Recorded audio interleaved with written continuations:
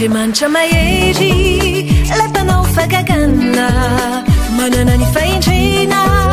tompony fahatsarana tao anatiny atsika nanomeny afanana tao anatiny azimpito nampiposakazavana andriamanitra mahery lay mpanao fagaganna manana ny fahendrena tompony fahatsarana tao anatiny atsika nanomeny afanana tao anatiny azimpito nampiposakazavana umavonina itrala tompony lanitrala namonjy asianao tera laza hoanao tompony zaratra izao anao ny fahefana hoanao tompo sy mpanjakanay herisy ny fanjakany mandrakizay